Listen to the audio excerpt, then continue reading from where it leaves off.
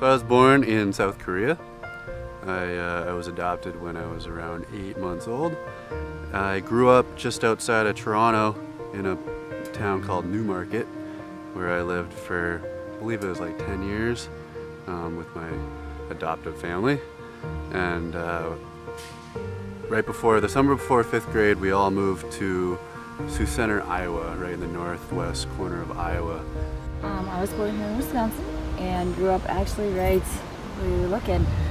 We met, we went to respiratory therapy school together at Pima in Denver, and met the first day. We actually were the first two that arrived and got to ride up in the elevator together. So met in the elevator and then got into the classroom, and he sat on one side in the back and I sat directly on the other side in the back. So we were both really quiet. I think the first day jitters hit us and all that fun stuff, but met in the elevator. Yeah. Smoking hot. Oh gosh. Through the first couple weeks of class, I really saw that she knew her stuff, and it was very impressive. But first impression, very, very good looking. I thought he was pretty cute too, but he was the quiet boy who sat in the back of the room, and I always knew that his grades were a little bit above mine, so it made me try even harder because I wanted to beat all of his test scores. But he didn't say a whole lot, so I got to answer all the questions, but I think he was a little bit smarter than I was, so. And he said, and I think probably more joking than anything, goes, well, why don't you just come out to Denver then? And the kids were, you know, gone for a couple weeks for the summer, so I had a week left, and I said, okay, I'm gonna do that. So I checked out a mail that night and started driving to Denver. Just needed to drive, needed to clear my head. It was one of those things. And that was the first time he told me he liked me, which I had told him back in June that I liked him. And he ignored me. Just kidding. He didn't. We stayed friends. But then in August, he told me he liked me. And so I did. I drove out there and stayed at a hotel out there a little ways from his house. And we hung out. And I saw him that night, like you said, after he got off of work. We went to a little place called the Cherry Cricket. It's a burger joint in Cherry Creek in Denver. We went there and sat in this little table outside on the patio, and I ordered a burger and she ordered some chicken fingers and I ate my burger and I ate her chicken fingers, and it was nice. I don't think it was an exact moment that I realized. I think it really started brewing from that first trip. I know by the second time that she came out to see me, it was real.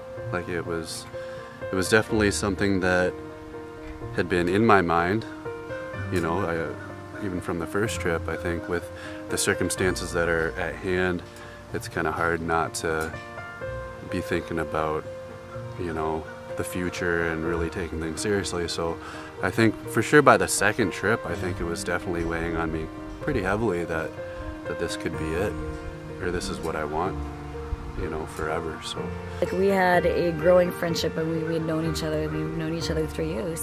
You know, I've been friends all throughout it, and really I think you know, that first trip I never would have made it, I don't think, if I didn't see a lot of potential in it. So we definitely, the first trip out there, it was a lot of fun, a lot of getting to know each other.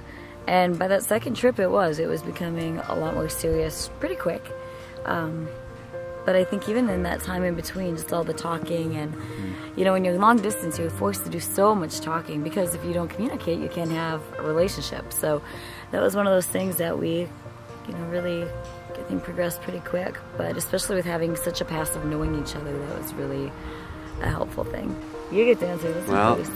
I do not know the exact date, but I do remember it was at night, and I remember laying in bed. I had been texting Jen. I knew she wasn't feeling well that night, and things, I guess, kind of progressively got worse, and she ended up going into the emergency department with some issues, and it really hit me, and I was gonna wait till I saw her again, so I could do it in face, but I guess I just felt the urge that she needed to know that no matter what happens that night in the ER, that I do love her, and that the emotion and the feelings are there. So. No, definitely had felt it, and like you said, I'd wanted to be able to say it face to face, and but it was that moment, I think, of which we both needed to be able to say it. So.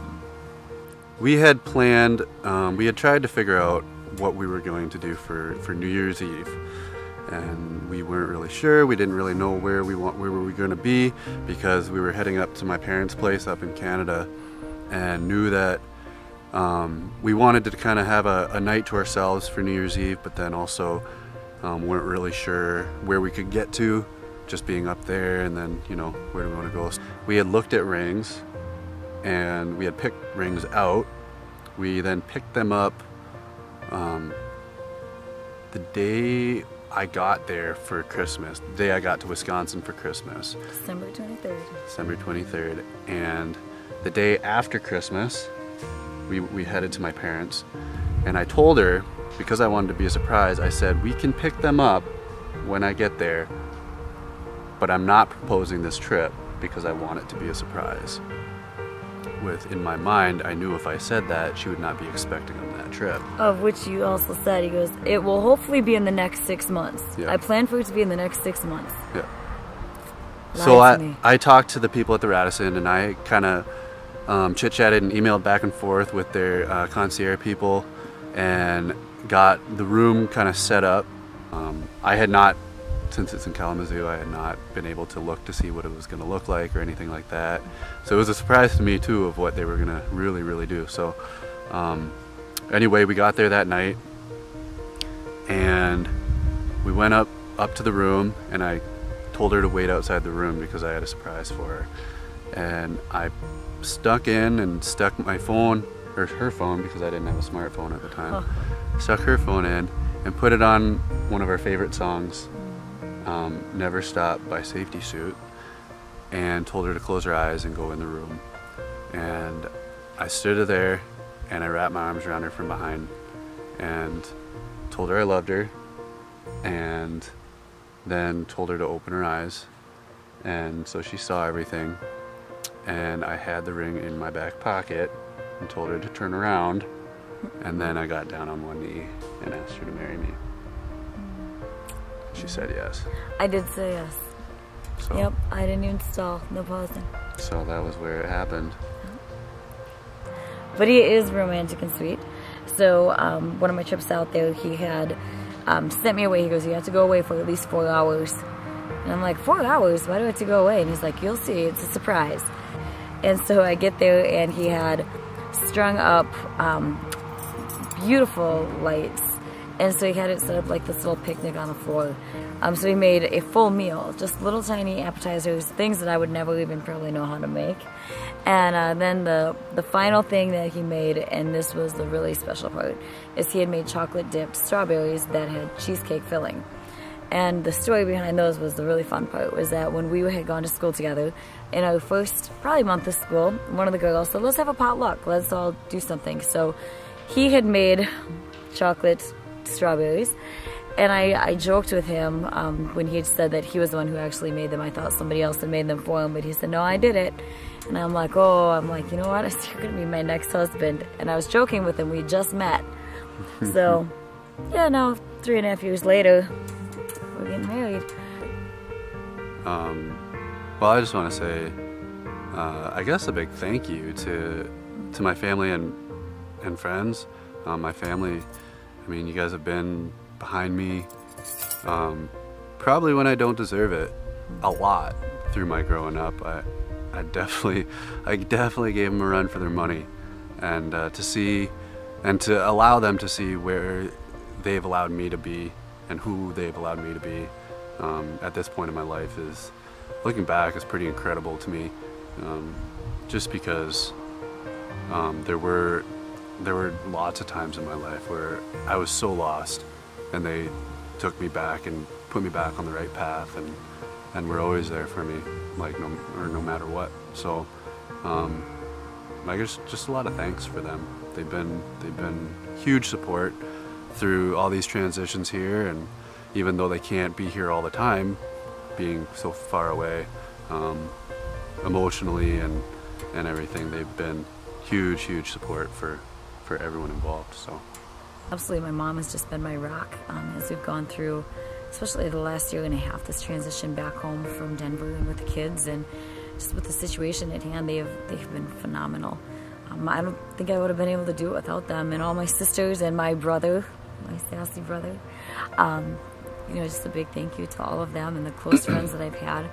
You know, I've had a very, you know, huge outpouring of support as we've gone through the transition with Justin coming here, and the transition with the kids and I moving back from Colorado, and the transition of moving to this house, and just everything that's gone into that. So a big thank you to both of our families. They've been amazing support to us. You know, like I said, his parents, my parents, they've really been our rock as we've done this transition. So a big thank you to all of them. Yeah, your parents have made it very easy to call this home, for sure.